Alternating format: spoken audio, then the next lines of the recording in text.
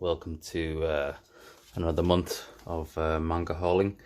I think I'm going to try to get through this a little bit quicker as it's absolutely blazing hot. Same amount as last month, a nice selection of goodies.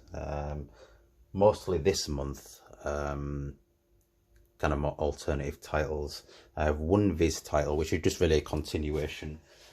Something I'm already collecting, and that's volume 8 of Full Metal Alchemist with Scar on the cover here. These continue to be absolutely gorgeous releases, so yeah, I can't say really anything else other than what I've already said in previous videos about this release. I'm still yet to read it in this format. I have read Full Metal Alchemist twice before, and this will be once I get around to reading this, it'll be thrice. Yeah, gorgeous release. Next, something I'm trying to pick up slowly. This is an old vertical title, and I don't usually go for library copies, but there's not really any other alternative, and that's Twin Spicker, volume 8. It's in alright condition, obviously a couple of stickers on the side there and whatnot, but yeah, I've got 4 more volumes of this until I've completed it. You know, how likely I'm going to be able to get those volumes is another story, but if not that, then I can read the volumes digitally. That's that. Some Yen Press stuff. This is these are 3 volumes that I just picked up just because I knew they were going out of print. I don't actually have any plan to read them myself. I literally just bought them to resell them. And that's 3 volumes of Batum, volume 7, volume 12, and volume 13. I remember reading volume 1 of Batum years ago when I borrowed it from a library, and I didn't like it. So I bought those from a local charity shop for a good deal, and they're in very good condition. So I'm just going to resell them on eBay or something. Next, moving on to the Dark Horse stuff. This is something I picked up recently in Sheffield, and that's Drifters volume 3 by Kota Hirano, the same creator of Hellsing.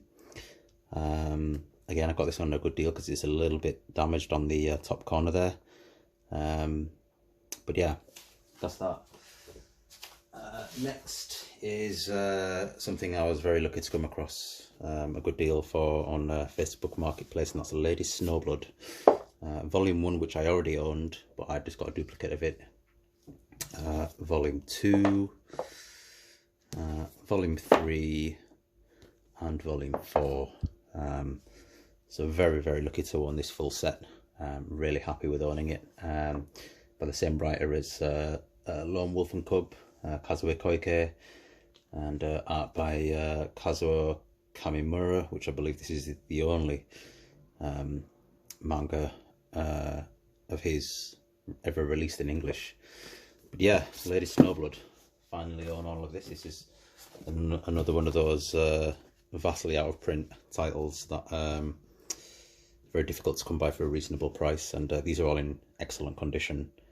A little bit of yellowing on the top, just because it was sat on the guy's shelf. But yeah, very happy to own that. And finally, for Dark Horse, something I completed, which is Hellsing.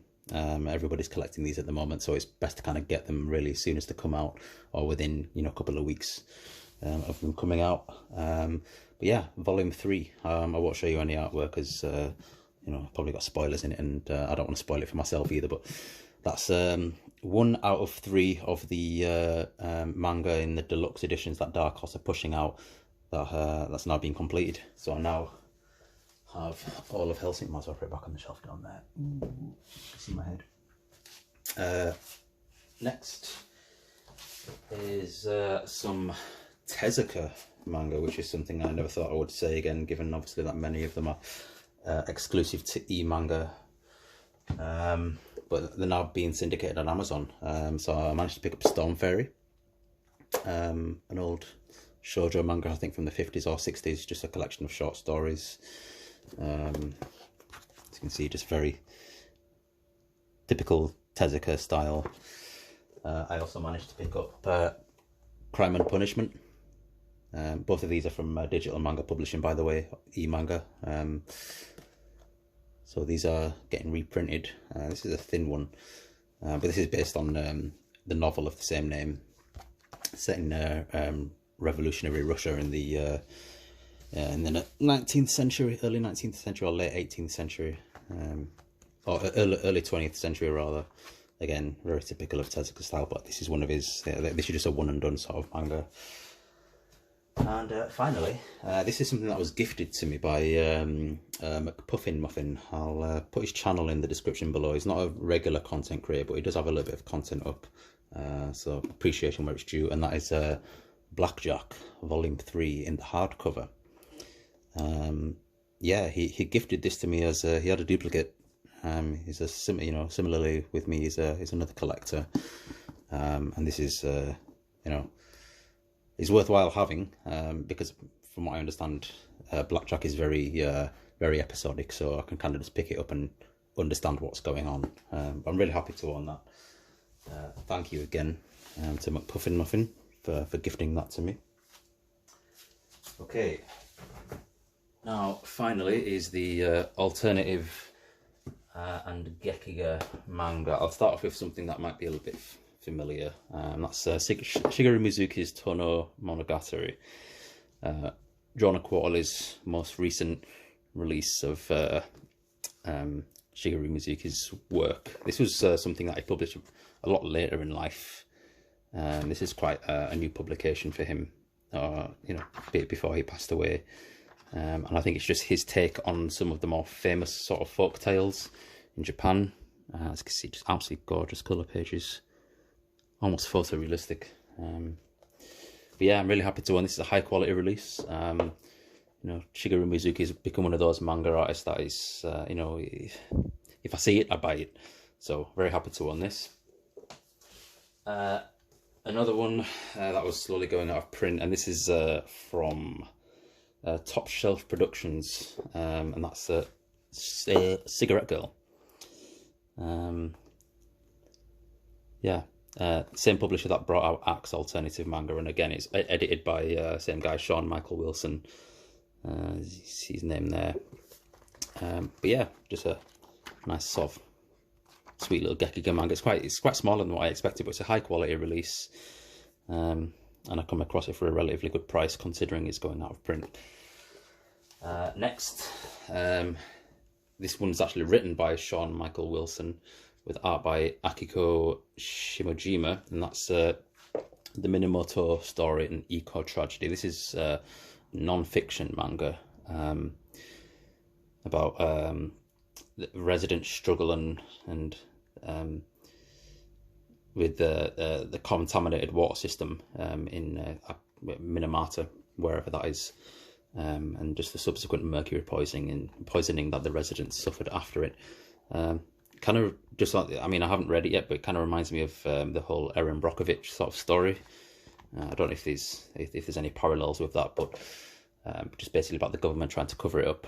And yeah, I'm looking forward to reading this. And final three things are from Fanfare Ponent Mon. Very lucky to come across this in Sheffield. That was Doing Time by Kazuichi Hanawa. This is out of print. This is another non-fiction manga, actually, Gekiga, about the author's time in prison. He went to prison for owning a firearm, and that's an offence in Japan. So I'm really looking forward to reading this. There's not enough non-fiction manga in my collection. So, and finally, this is a manga and its sequel, and that's Yukiko Spinach by Frederick Boilet. The defining work of novel manga. He coined that term, novel manga, kind of like an amalgamation between French and Japanese comic interests, and it's basically about his life in Japan, and he falls in love with this girl called Yukiko.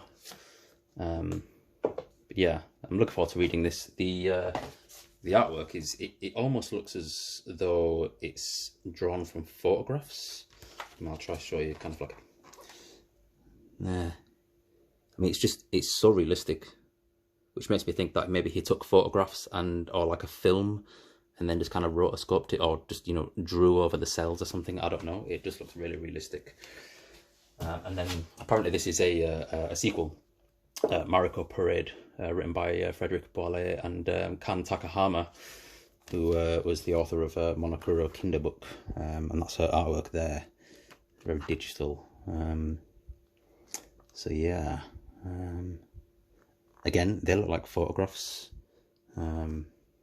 adopting kind of Boilet's style, but apparently this is a sequel to Yukiko Spinach. So yeah, I'm also happy to own this. Beautiful release from Fanfare Mon. Don't really see many people with this in the collection, so it'd be nice to kind of see if anybody has reviewed this or what their thoughts were. So I might actually have a look on YouTube to see if anybody's talked about it. But yeah, there you go. That's everything that I picked up around sort of June, July. Let me know what you've thought. Let me know what you've picked up in the weeks gone by. Let me know what you thought of what I've picked up. If you've read anything that I've picked up, I'd love to hear your thoughts, obviously without spoilers. Yeah, thanks for watching.